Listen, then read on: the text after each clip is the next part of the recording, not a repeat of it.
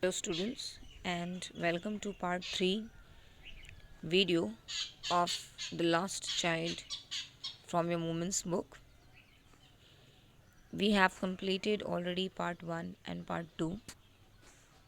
Before proceeding further for part 3, first let's have the recap of part 1 and 2. The story begins with spring season and end of winter season. As it's spring now after the winter season, so the people are coming out from their houses and they all are well dressed in bright colors, in gala clads actually, which means bright color clothes, cheerful. They all are. In the meanwhile, we saw that there was a boy who was coming and running between the legs of his father,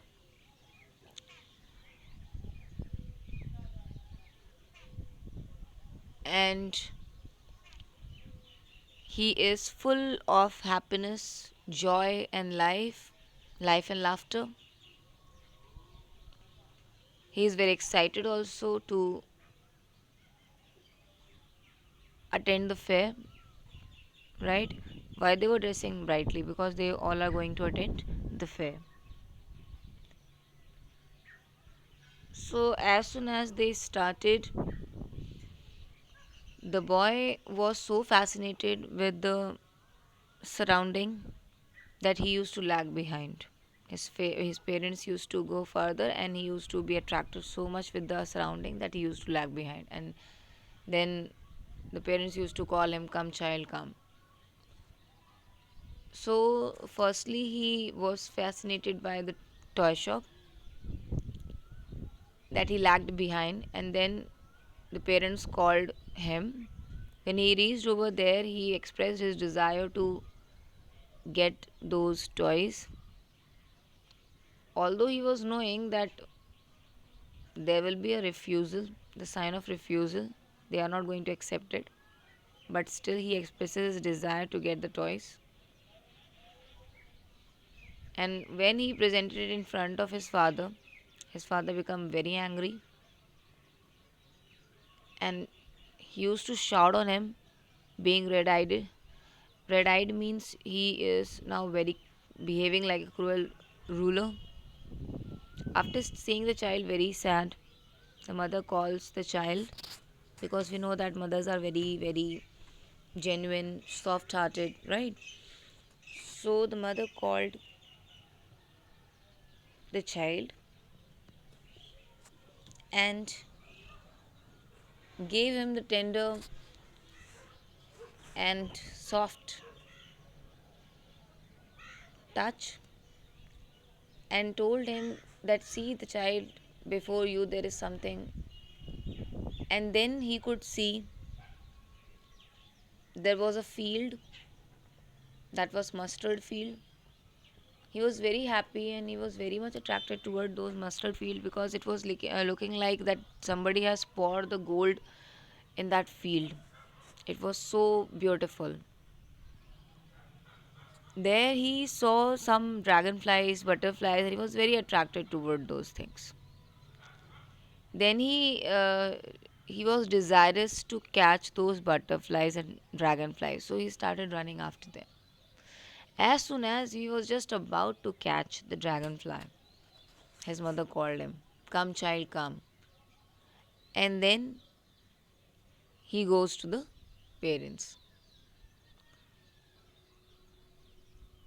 When he was moving over there, the place where the parents were, he saw that there, on the surface of, in the foot means near the footpath, he saw on the surface of uh, the earth or the ground,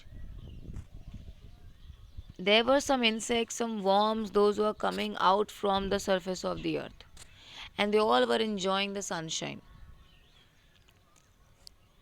Then he was so fascinated with that sight too. In the meanwhile time, again his parents asked him to come because they were going to sit under the grove tree and near the edge of the well. The child, when he reached there, grove is like a small group of trees.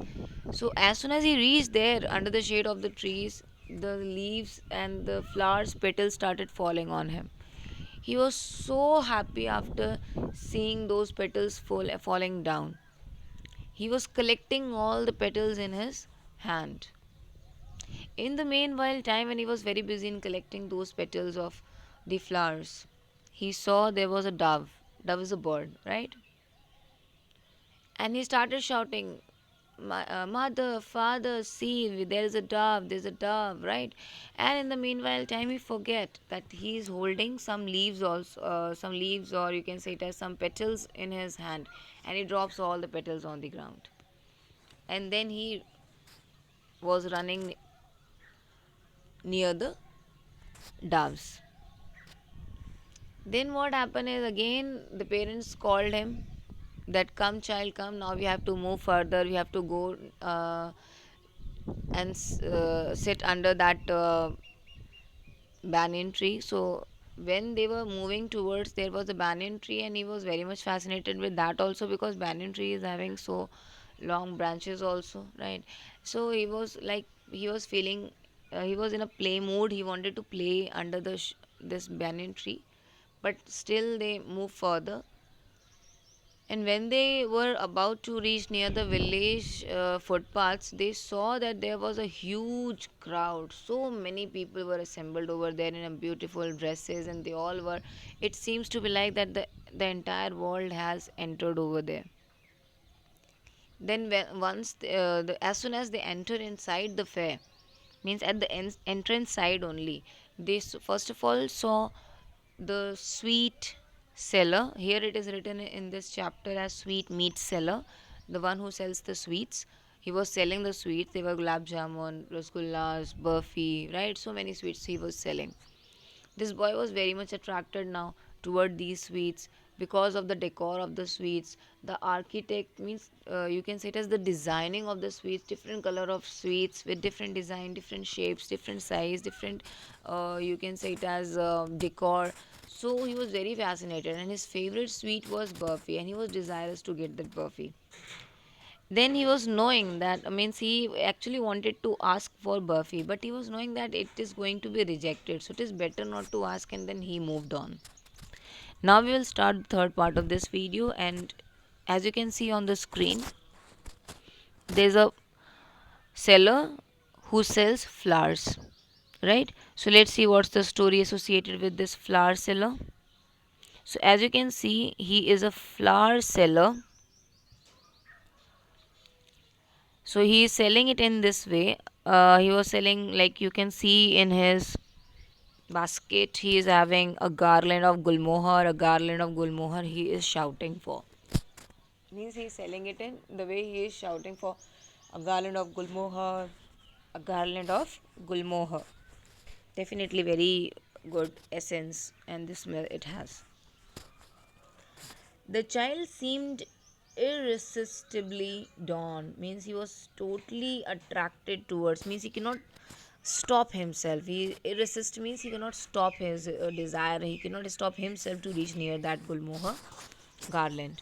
He went towards the basket where the flowers lay heaped, and want and half murmured. So he, what he did is, he immediately ran towards, and he reached toward that basket. This is the basket over here, where it was heaped. Heap means where it was kept in a collection in a large amount. And half murmured means very softly, half he was murmuring, half inside his mouth and half it was coming outside. I want that garland. Now he is wishes to have that garland, but he well knew his parents would refuse to buy. What his parents will do? His parents are going to refuse to buy those flowers because they would say that they were cheap. Now he was knowing that if he will ask that I want to get those flowers or those gulmohar garlands, Then he was knowing that his parents will say that this flower is very cheap, it is not good, you should not purchase it, right? So they are going to refuse it. My proposal will be rejected. So without waiting for the answer, what will be the answer? Answer will be no only. What he did? He moved further. He started moving further. I hope this is clear. Now let's move on to the next slide. Then he met a seller who was selling balloons. A man stood holding a pole. So this is the man who was having a pole. A pole is a kind of a stick, right? With yellow, red, green, purple balloons. So that pole was having lots of balloons in it with different variety of colors flying from it, because it is you can say it as gas balloons. So that is the reason it used to fly its direction towards the sky, right? The child was simply carried away by the rainbow glory of the silken colors, and he was filled with an overwhelming desire to possess them all.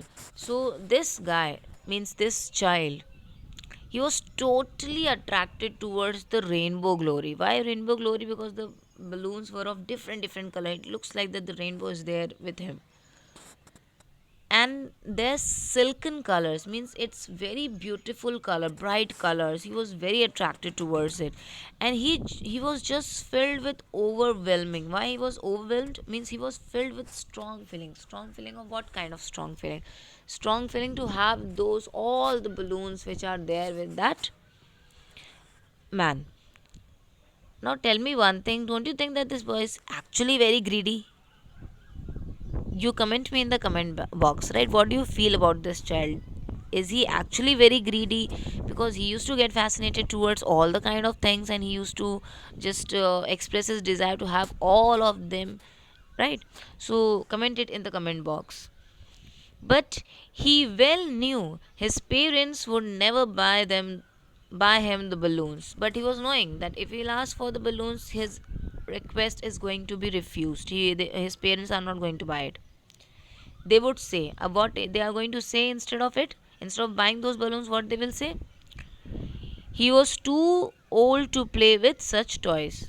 His parents will say, now you are a grown up child, and you should not play with these things like balloons and all. Okay, so don't, we are not going to buy it for you. So see the smartness of the child. He also knows the reply of his parents, what they will say if he'll ask for this particular thing. So somehow you can say that the child was understanding his parents very well, and somehow the parents were also understanding the child very well. So now let's move on to the next slide. Okay, so now he got fascinated towards a snake charmer. So as you can see in the picture, the snake charmers, a snake charmer stood playing a flute to a snake which coiled itself in a basket, its head raised in a graceful bend like a neck of a swan, and while the music stole into its invisible airs like the gentle rippling of an invisible waterfall.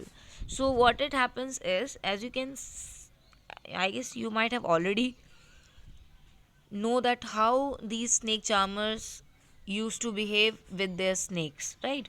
So what happened is he is also behaving in the same way. So he means the snake charmer stood playing. What he was doing, he was playing with this flute, as you can see the flute in the picture, to the snake. So he was playing this flute for the snake, which coiled. What do you mean by coiled? Coiled means like this. Like this, the snake was sitting inside the, you can say it as that basket. So once he started playing this beautiful music, actually it is a harsh music, but so this music from this flute, right?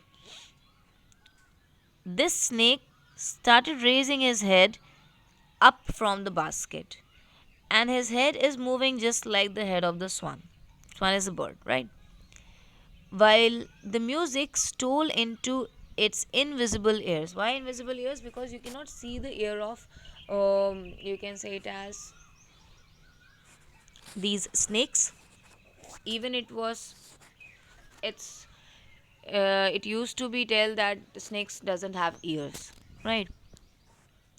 Which used to fill inside. Why, how he used to behave? He used to behave with the vibration of that flute sound, right? So he was coming out from that basket the way, and he is now looking like a swan. While the music stole into its invisible ear like the gentle rippling of an invisible waterfall. Now he is behaving in the same way as like just the you might have visited the waterfalls also, that the way it used to come out very gently in a very smooth and soothing way. So in the same way he is also coming out in a very smooth and soothing way from that basket. The child went toward the snake charmer. Now, what the child did is, child went toward the snake charmer. Now, it means he is now fascinated towards the snake charmer. But he was knowing that the parents had forbidden him to hear such coarse music. So, what the parents did is, the parents were asking him not to go near that snake charmer and do not listen such kind of coarse music. Coarse means very unpleasant sound, as you can see here. Coarse means unpleasant sound. So the parents were not allowing him to listen to that unpleasant sound, and forbidden means not allowing. As a snake charmer played, he proceeded further. So snake charmer was continued with his playing, and they proceeded further. Right? Okay. Let's move to the next slide. Now we are here with this roundabout. Roundabout is a kind of swing, right? Which you can see as in the picture, even you might have seen in the real life fairs too, that there's a swing carrying different kind of the toys attached to it, and then you can sit on it and can have the ride. It's for children actually, and you too. There was a roundabout in full swing. So roundabout was ready, was in a full swing. Swing means it was taking the round. Children were enjoying in it. Men, women, children, carried away in whirling motion, shrieked and cried with dizzy laughter. So everybody means men, women. Not it is not. It's not like that. Only the children were attracted toward that roundabout. Even men, women, children, everybody was fascinated toward the. You can say it as this roundabout, and they were laughing, they were enjoying, they were full of happiness.